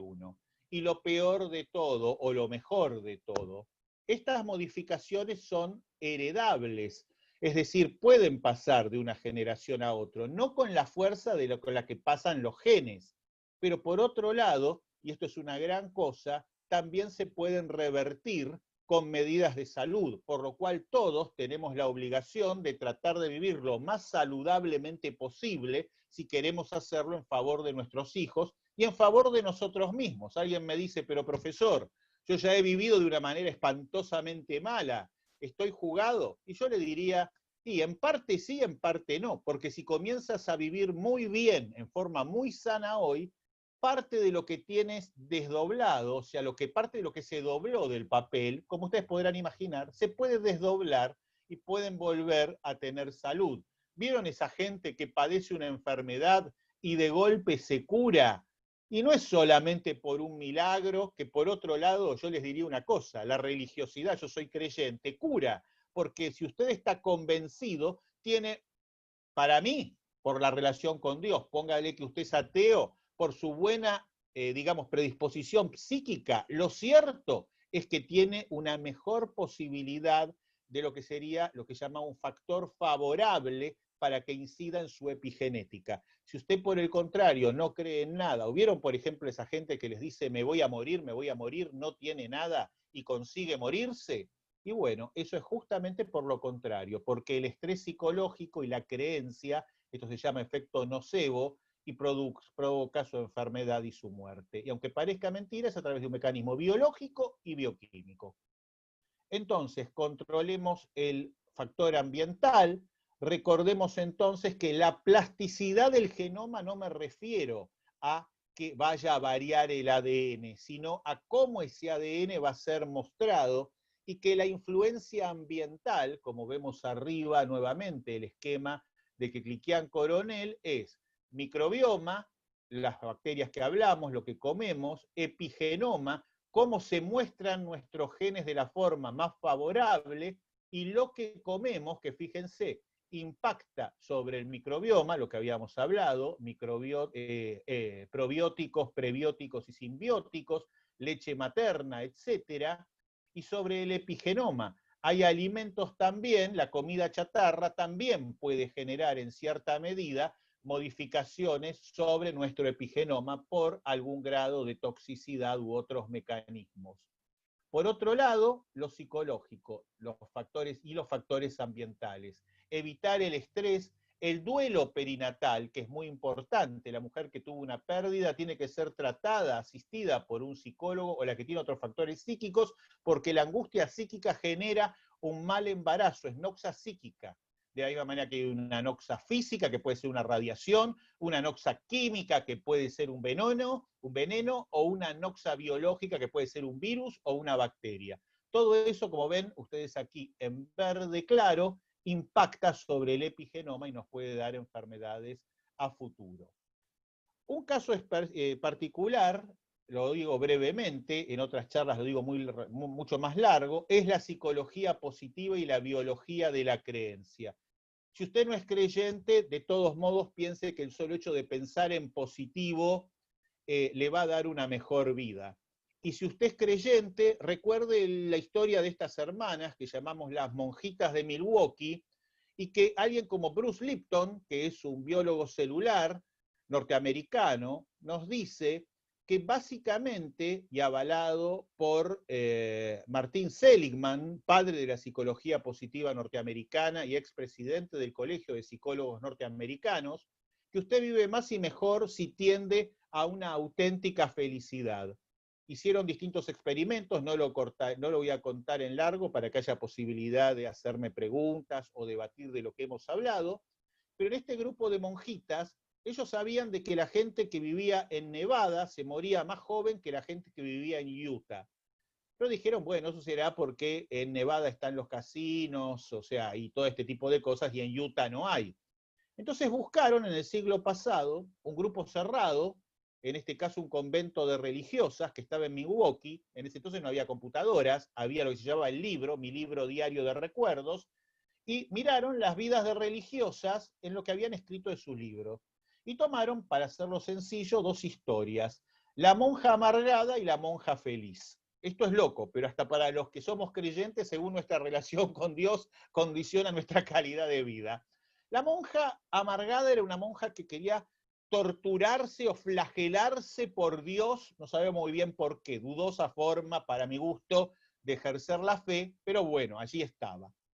La monja feliz era alguien que sentía gozo, alegría en su comunicación espiritual y acercarse a Dios.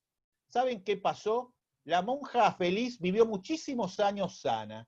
La monja amargada, a los 60 y pico de años, estaba muy enferma y con un accidente cerebrovascular. Dijeron, puede ser casualidad. Entonces tomaron los libros de historias de cada una, de la autobiografía, mi libro, de cada una de las monjas de todo el convento. Las clasificaron en amargadas, neutras y felices. Esto lo digo de forma sencilla, el estudio lo dice con palabras bastante más técnicas, para que se entienda en esta charla. Y bueno, sistemáticamente las que tenían una relación feliz con Dios, feliz con lo que hacían, o sea, usted no tiene por qué ser religioso, puede estar feliz con su trabajo y feliz con lo que usted hace en su vida tranquilamente y va a vivir más y mejor que si vive estresado. Y esto es psicología positiva. Y esto como obstetras lo tenemos que hacer saber a nuestros pacientes, que traten en lo posible de vivir coherentemente con lo que ellos desean, porque eso sea la salud propia y de sus hijos por nacer. El desarrollo cognitivo, como lo que hemos hablado, también tiene que ver con todos estos factores. Y hoy por hoy la neurociencia determina que la plasticidad neuronal depende de todos estos factores que hemos hablado, entre ellos el hierro y la falta de anemia, entre otros, que no haya anemia, y esto, como bien dice subrayado aquí, habla de la inteligencia del niño por nacer, y cuidado, si hay nutrientes insuficientes, es decir, la desnutrición en la embarazada, tiene que haber en épocas de pobreza políticas muy fuertes de Estado para que esa embarazada se pueda alimentar. Porque una embarazada malnutrida genera un niño que ya tiene neuronas de menor calidad de inteligencia. Y eso impacta el futuro de un país, porque impacta el grado de inteligencia de toda una generación, por lo menos del grupo que no pudo acceder a los alimentos. Un punto final tiene que ver con Uruguay, donde también lo que rescata es que no es solamente respetar a la familia, a la embarazada, sino que nos respeten a nosotros. Porque yo diría acá a los colegas presentes, ¿quién puede dar una excelente atención si lo hace en un lugar desagradable, con falta de medios e incluso maltratado y explotado? Seguramente lo hará, pero lo hará en forma sufrida.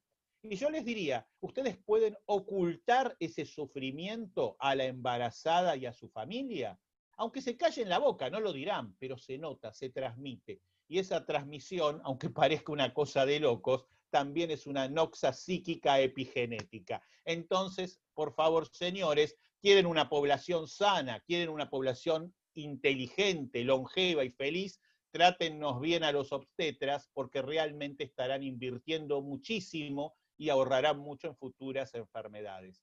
Necesitamos entonces que, si queremos lograr vidas más largas, más longevas y más jóvenes, nuestra responsabilidad es enorme. El esquema de que Cliquián Coronel, que pueden ver luego, ¿no es cierto?, en las publicaciones que yo les refiero al final, o simplemente consultando a la Asociación Argentina de Perinatología, o en la propia Universidad de San Marcos hemos dejado material, y lo mismo en el Colegio de Obstetras Lima Callao, que son nuestros grandes amigos, y la Sociedad Peruana de Estimulación Prenatal y Postnatal, que también son sociedades amigas. En todos estos lugares, como verán, son muy sencillos y fáciles de acceder, pueden ustedes encontrar información al respecto. Lo ideal es que ustedes sean altamente idóneos y actualizados, porque ser obstetra en el siglo XXI es todo un desafío en cuanto a la calidad de niños que vamos a hacer nacer. Tenemos que poder tomar buenas decisiones con una constante actualización con un enfoque y actitud humanística. Les agradezco a todos por escucharlos. Cualquier duda que tengan, en pantalla pueden ver mi blog, es rkekliblogspot.com, sin el www, eso no va, simplemente escriben rkekli.blogspot.com, o mi domicilio electrónico para contactarme, rkekli@gmail.com, es bastante fácil, y a quienes les interese participar de la Asociación Argentina de Perinatología, nuestra representante allí en Perú es la obstetra Elizabeth Yagalán Real, una prestigiosa obstetra peruana. Pueden preguntarle directamente a ellas o mandar un mail a asaperweb@gmail.com o el número de WhatsApp que arriba de la pantalla figura. Y fundamentalmente, a quienes lo deseen, los invito a suscribirse a mi canal de YouTube, RQuecliquian, donde van a encontrar algunos aspectos complementarios de esta charla a quien les pueda haber interesado. A todos desde ya, gracias, y voy a dejar de compartir pantalla para poder charlar con ustedes si es que queda tiempo para hacer alguna pregunta. Muchas gracias por haberme invitado. Muchísimas gracias al doctor Roberto Quequelquian desde Buenos Aires, Argentina, por esta importante ponencia. Queremos que se mantenga con nosotros porque vamos a darle pase a nuestra decana regional, doctora Agüedo, para que le haga la entrega del diploma por su participación en este evento. Adelante, decana. Hola, decana, ¿cómo está? Un gusto de vernos nuevamente. Siempre es un gusto, Miriam, verla a usted, ¿no es cierto? Y estar en contacto con usted y con el Colegio Regional de Obstetras. Saben que los quiero mucho y siempre voy a estar ahí a disposición de ustedes. Doctor, primero agradecerle por haber aceptado la participación a este curso internacional y en este tema tan importante que hoy día usted nos ha disertado, que es importante, y creo que estoy viendo en el chat, la mayoría coincide que tenemos una gran responsabilidad para con nuestra población. El obstetra del siglo XXI tiene un trabajo por hacer grande, una gran responsabilidad para el futuro de nuestro país, y esperemos que el trabajo que debemos hacer, estrechamente coordinada con las autoridades del país, tengan el fruto que todos esperamos para este futuro que tenemos. Sabemos que esta pandemia nos ha traído muchos estragos en la salud sexual y reproductiva y el acceso a los servicios. Entonces, estamos teniendo un desquebrajamiento de la atención en el cual los establecimientos están en un proceso de poder retomar a estas pacientes. Usted, desde su experiencia, ¿cómo podríamos trabajar esa parte de que usted nos ha hablado tan importante de la epigenética, del microbioma? ¿Cómo podemos trabajar con nuestras gestantes? Ya que actualmente la actividad principal como estrategia están los servicios de telesalud, por ejemplo.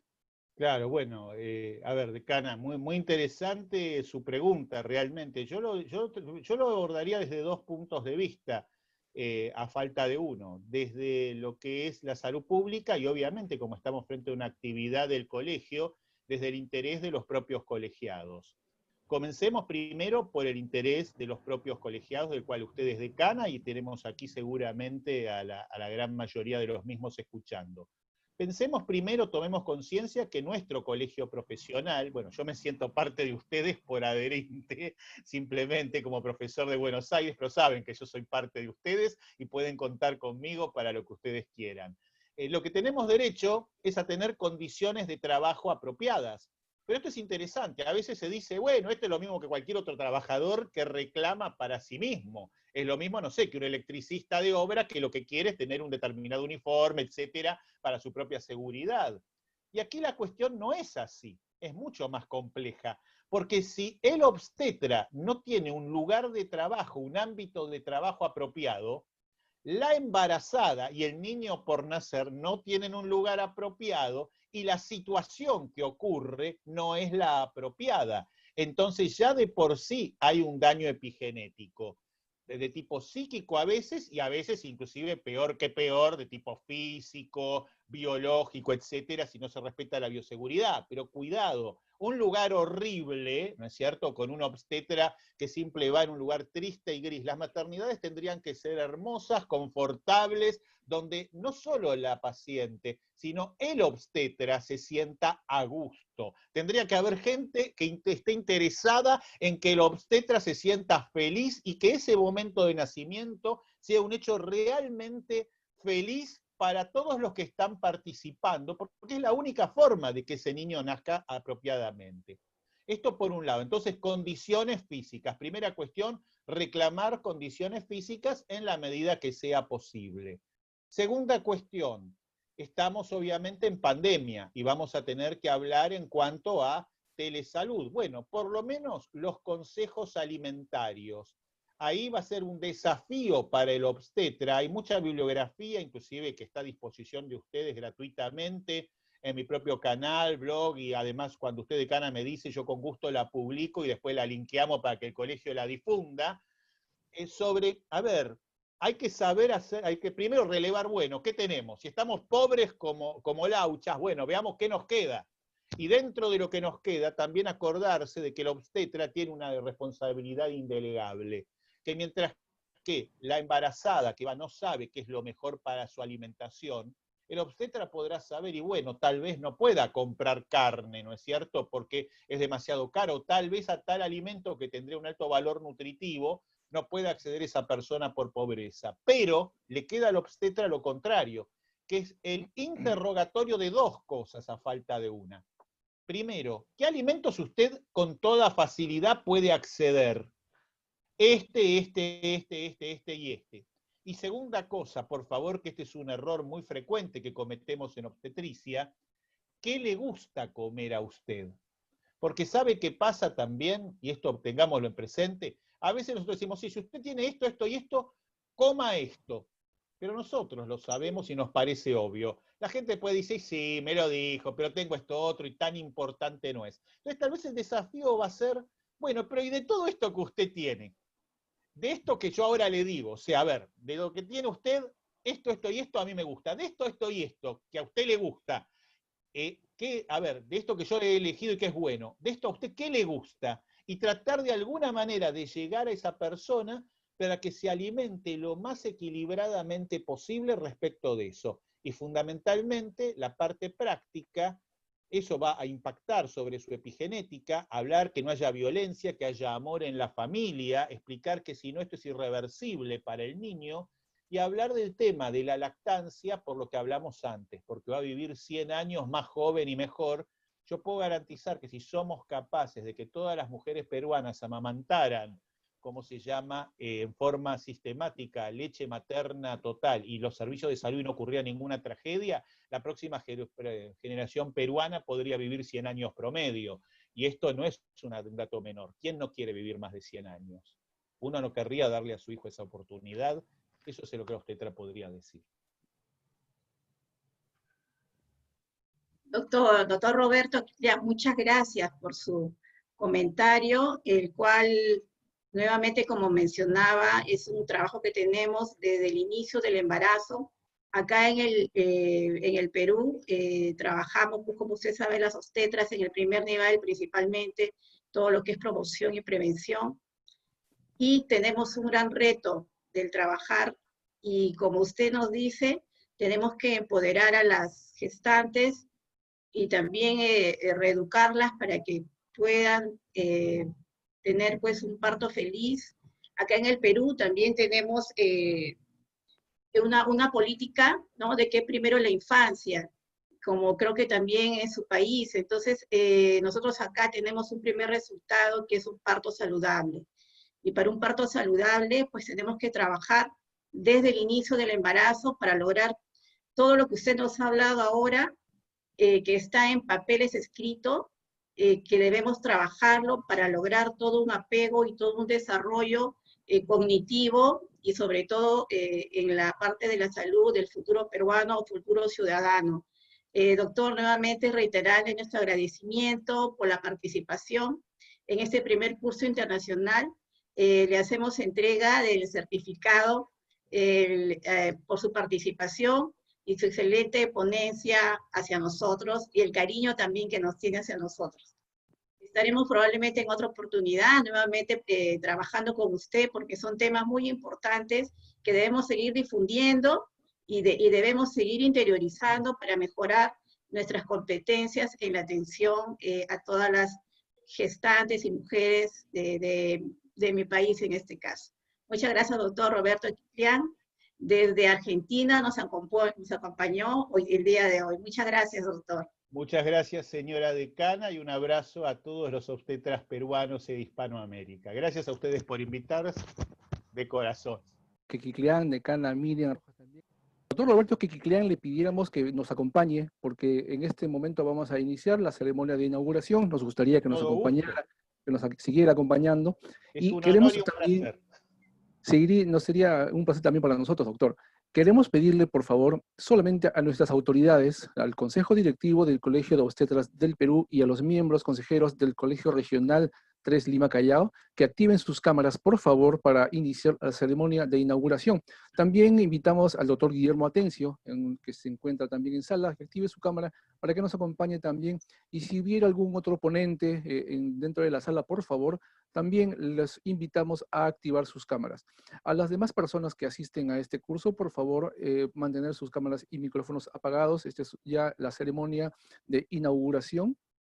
Queremos esperar un segundo, por favor, que se activen las cámaras de nuestras autoridades para dar inicio a la ceremonia de inauguración de este primer curso internacional.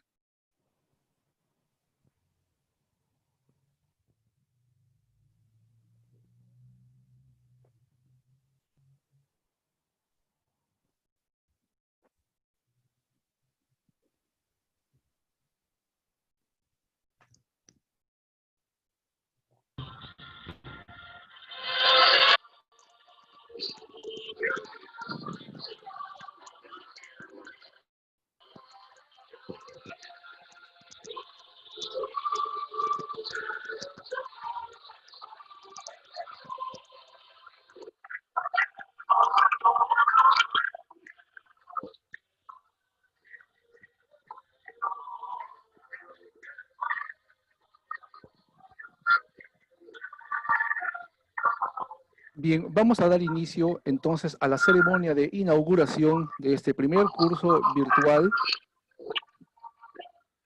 que el Colegio Regional de Obstetras Callao ha organizado.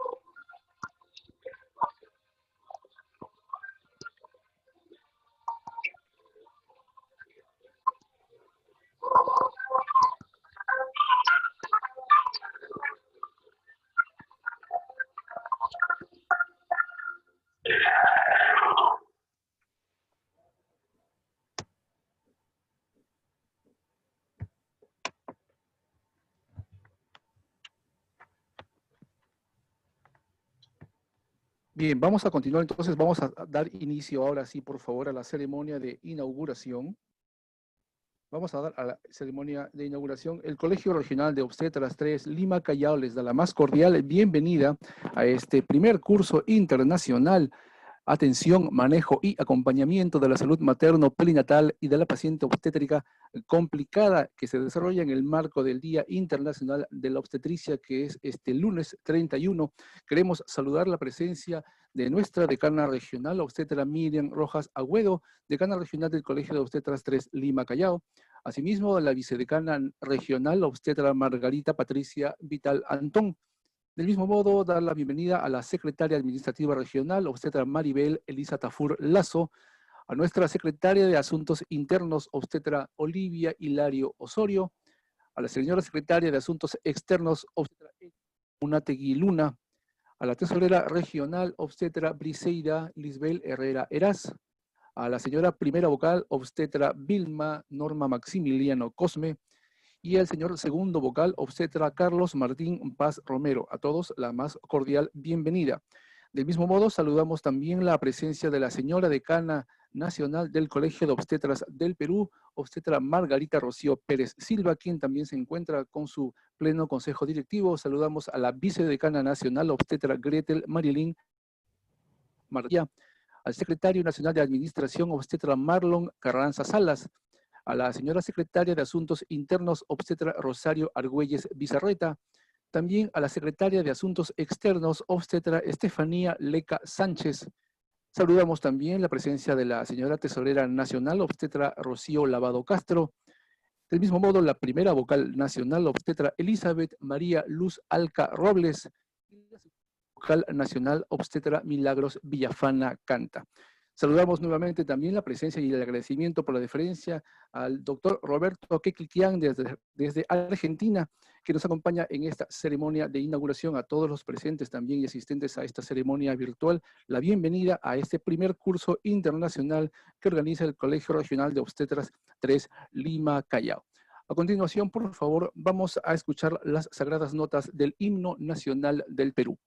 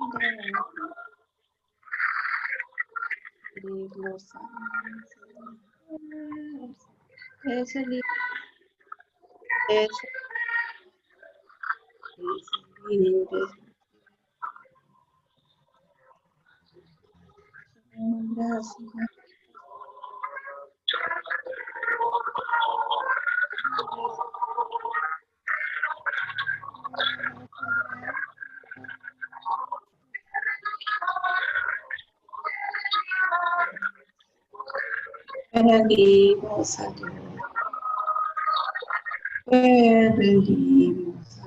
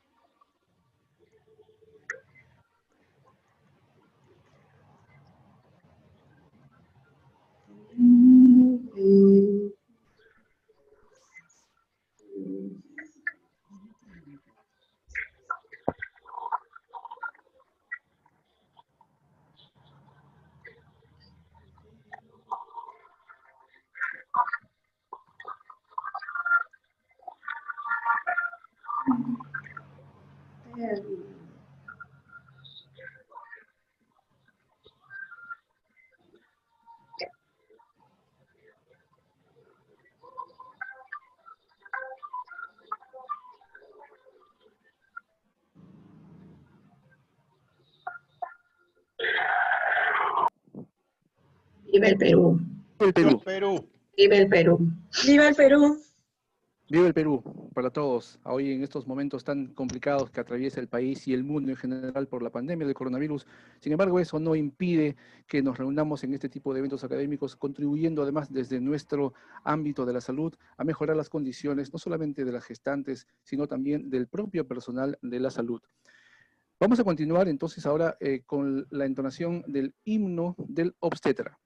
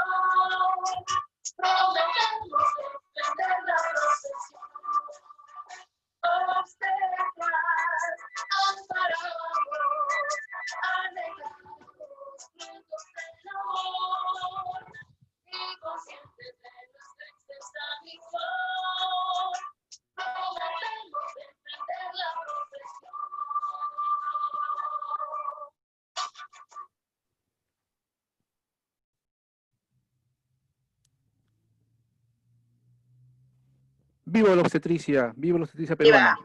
Viva. Obstetricia. Aquí en la Argentina, viva la obstetricia.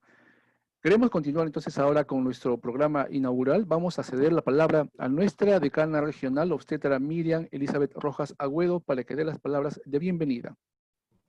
Muy buenas tardes a todos, a nuestra decana nacional, Valerita Pérez Silva, a todo el Consejo Directivo Nacional que nos acompaña el día de hoy. Igualmente a todos los integrantes del Consejo Directivo Regional del Colegio Regional de Obstetras 3 Lima Callao, al doctor Roberto Queclián, que nos está acompañando hoy día desde Argentina, al doctor Guillermo Atencio también, el director ejecutivo de la Dirección de Salud Sexual y Reproductiva del Ministerio de Salud, y a todos los obstetras que nos acompañan el día de hoy. Como todos, creo que ya estamos escuchando repetidas veces, estamos en una situación de pandemia en nuestro país. Llevamos 166 días de estado de emergencia. Nosotros como profesional de salud, como obstetras, nos encontramos también en primera línea de atención. Hemos seguido trabajando por nuestra población a la cual nos debemos, y este curso nace justamente debido a ello, debido a que tenemos que replantear nuestros trabajos que venimos realizando, tenemos que ver estrategias de cómo mejorar el trabajo hacia las gestantes, hacia las mujeres en edad fértil, que necesitan de una atención, porque ya lo hemos escuchado en el transcurso de la mañana, la salud es un derecho, la salud sexual y reproductiva es parte de ellos. Por eso es que en esta oportunidad hemos tratado de tener diferentes ejes temáticos en relación a la obstetricia, para poder de alguna manera tener algunos conocimientos, reforzar los que tenemos y tener estrategias cómo intervenir cada uno en el lugar en el cual nos estemos desarrollando, mejorar nuestras intervenciones en la atención de la salud materna y la salud perinatal.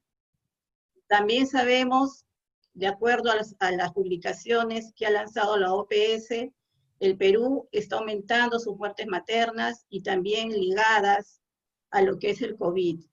Por ello es de mucha importancia trabajar con la población, identificarlas tempranamente para poder trabajar todo lo que hemos escuchado en el transcurso de la mañana, sobre todo de la importancia de la prevención. Y creo que ahí es donde enfoca nuestro trabajo principal como profesional de la salud, y aprovechar también esta oportunidad para desearles a todos que este 31 vamos a pasarla diferente a otros años, pero no por ello menos importante, sino por el contrario, es renovar todo nuestro compromiso que tenemos con nuestro país y con nuestra población.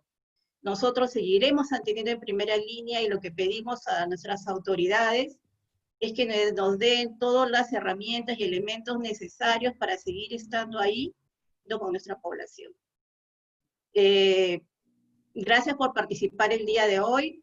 Vamos a tener 3 días arduos de trabajo, pero vamos a salir fortalecidas en este curso importante, que el primer curso internacional virtual, atención, manejo y acompañamiento de la salud materna y perinatal y de la paciente obstétrica complicada. Gracias. Muchísimas gracias, decana Miriam Rojas, decana regional del Colegio de Obstetras 3, Lima, Callao, por las palabras de bienvenida para este curso virtual internacional. A continuación, queremos invitar a nuestra decana nacional, obstetra Margarita Pérez Silva, también para que se dirija a nuestra audiencia. Bienvenida, decana.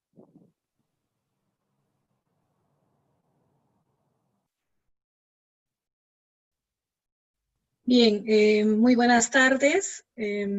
Decana regional Miriam Rojas Aguedo, consejeros nacionales y consejeros regionales presentes, distinguidos ponentes, doctor Roberto Bequilquian, doctor Guillermo Atencio y estimados obstetras asistentes. En primer lugar, quisiera agradecer al Colegio Regional de Lima Callao la oportunidad de dirigirme a ustedes y compartir este importante evento que es el primer curso internacional virtual, atención, manejo y acompañamiento de la salud materno-perinatal y de la paciente obstétrica complicada, que se desarrolla en el marco de la conmemoración del Día Internacional del Obstetra. Un curso que reúne a importantes ponentes nacionales e internacionales y que evidencia la calidad de los importantes temas que se desarrollarán en estos 3 días de actividad académica. Además, también reconocer y felicitar la participación de todos ustedes, ya que nos estamos adaptando a una nueva forma de desarrollar nuestras actividades, y una de ellas también es la capacitación virtual. Demostrando que para los obstetras no hay barreras cuando se trata de reforzar y ampliar nuestros conocimientos, que va a redundar en brindar una atención de calidad para nuestras usuarias. En esta oportunidad también decirles de que como obstetras tenemos grandes retos y desafíos y también compromisos como país y como profesionales, ¿no? Que estos compromisos están expresados en los Objetivos de Desarrollo Sostenible al 2030, donde los obstetras somos considerados como profesionales indispensables para lograr las metas, sobre todo en el objetivo número 3 y el objetivo número 5, ¿no? Reconocido mundialmente por la Organización Mundial de la Salud, que en base a ello declaró este año 2020 también como el Año Internacional del Obstetra. De modo que es un año muy importante, pero que lamentablemente esta situación inesperada que estamos viviendo por la pandemia, por la COVID-19, pues ha evitado que podamos cumplir con las actividades que teníamos ya programadas, pero que definitivamente también nos abre estas oportunidades de poder reunirnos virtualmente y de poder capacitarnos y de poder adaptarnos al trabajo que todos ustedes lo están haciendo desde sus establecimientos, adecuándolos, utilizando las TIC para dar la atención mediante la telemedicina, el telemonitoreo, la teleorientación y y ello es muy meritorio porque debemos reconocer que los obstetras estamos efectivamente desde el inicio de esta emergencia sanitaria en primera línea atendiendo a las mujeres en sus necesidades de atención prenatal y de salud sexual y reproductiva. Asimismo también quisiera, a nombre del Colegio de Obstetras del Perú, brindarles un saludo muy especial por el Día Internacional del Obstetra, que se celebra el 31 de agosto, una conmemoración diferente por las circunstancias actuales, pero en la que debemos reconocer el gran trabajo que todos los obstetras están realizando, contribuyendo con ello a la salud pública de nuestro país en favor de la mujer, familia y comunidad. Y definitivamente recojo las palabras del doctor Roberto cuando indica que además de la identificación y del gran compromiso, vocación de servicio y profesionalismo que los obstetras demostramos al atender en estas circunstancias, pero necesitamos también el compromiso de nuestras autoridades de mejorar las condiciones laborales, de mejorar la infraestructura de los ambientes donde estamos laborando, de dotarnos de la suficiente cantidad de equipos de protección personal para poder dar una atención de calidad y también protegernos en estos momentos difíciles. Estoy segura que en estos 3 días se van a cumplir los objetivos planteados y no me queda más que felicitarlos por el éxito asegurado.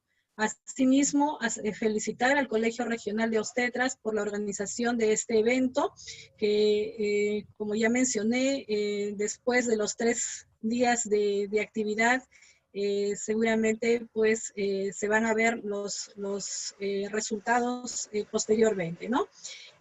Con ello, doy por inaugurado este primer curso internacional virtual, Atención, Manejo y Acompañamiento de la Salud Materno-Perinatal y de la Paciente Obstétrica Complicada, y desearles a todos un feliz Día Internacional del Obstetra, y decir que vivan los obstetras del Perú. Gracias. Que vivan los obstetras del Perú, efectivamente. Gracias a nuestra decana nacional, Margarita Pérez, por sus palabras.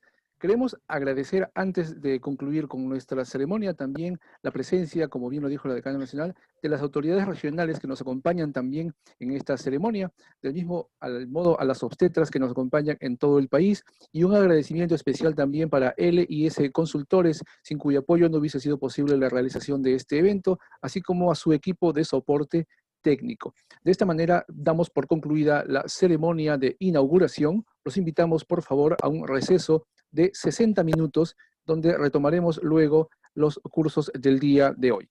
Buenas tardes. Gracias.